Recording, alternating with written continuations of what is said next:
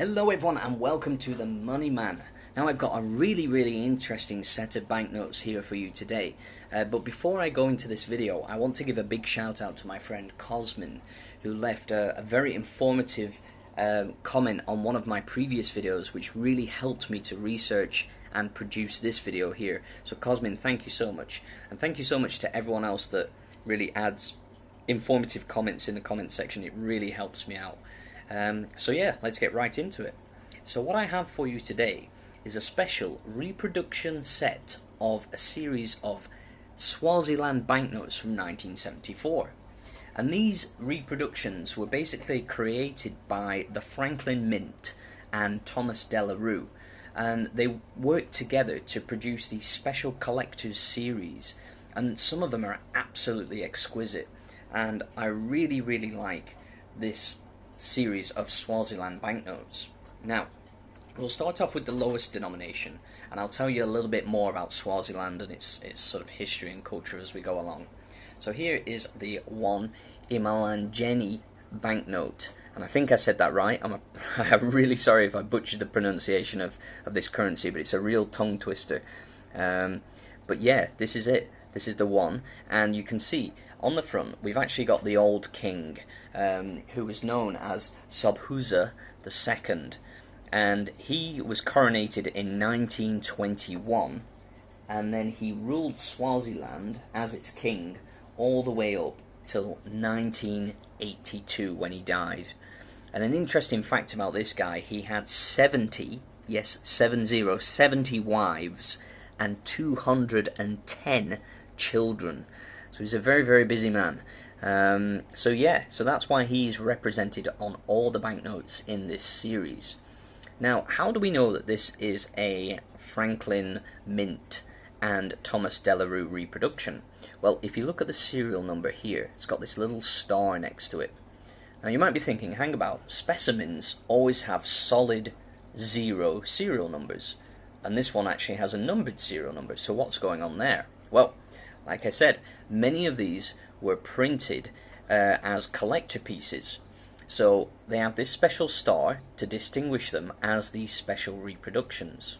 They still contain all the regular features of the original banknotes that they're based off, but they are purely collector's pieces with no nominal face value.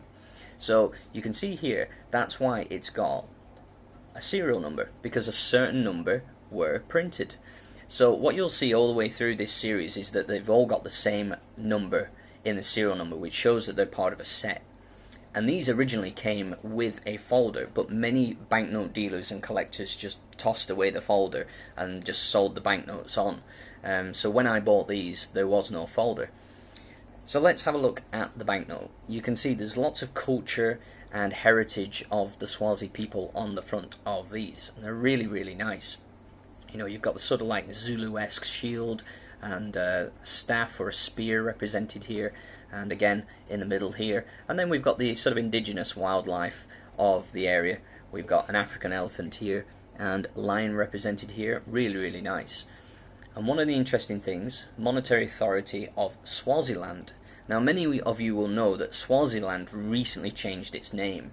The current king decided to make a break from the colonial past, and he now refers to his country in his indigenous language. And the country is now to be pronounced as Eswatini, and that's recently been recognized internationally. So now Swaziland is a thing of the past. We should refer to it as Eswatini. So that's a really interesting thing.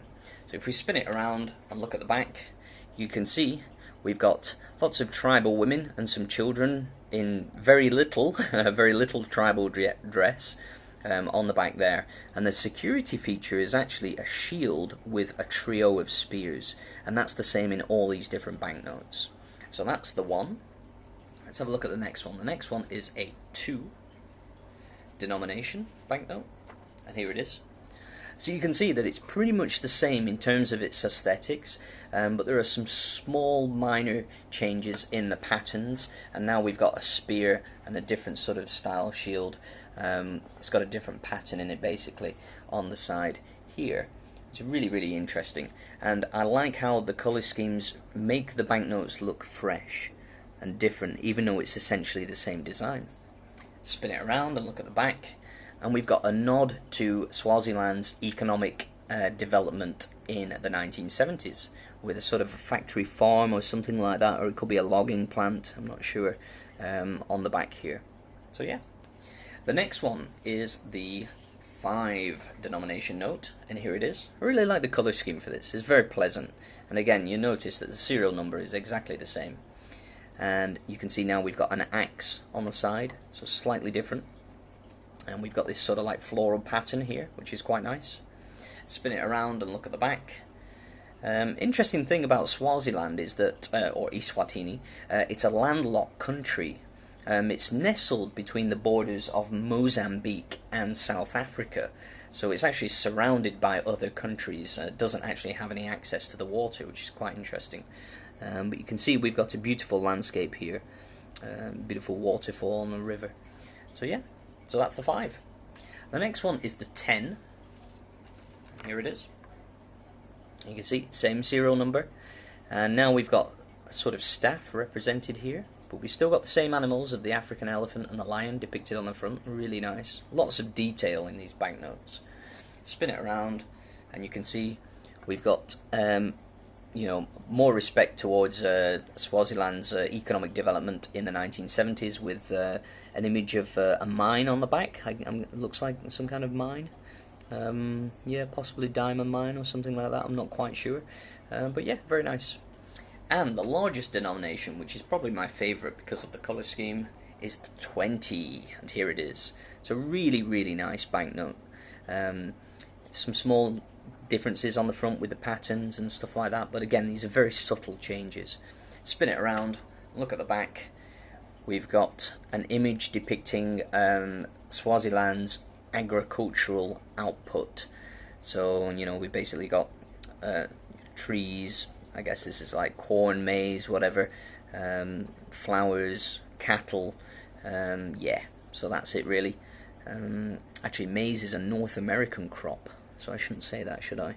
But yeah, and then I think we've got basically like you know, a truck carrying lots of logs in the background there, so basically highlighting Swaziland's economy in the 1970s.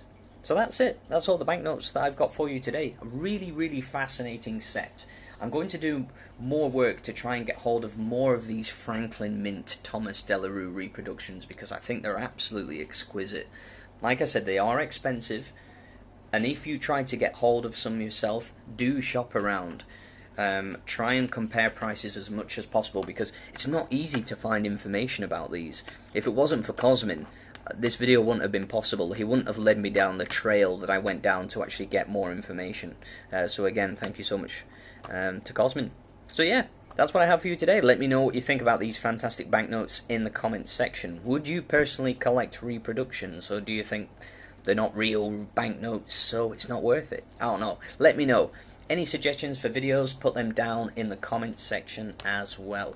Please like and subscribe to my channel. It's the Money Man, signing out for now. Thank you so much, guys. Bye-bye.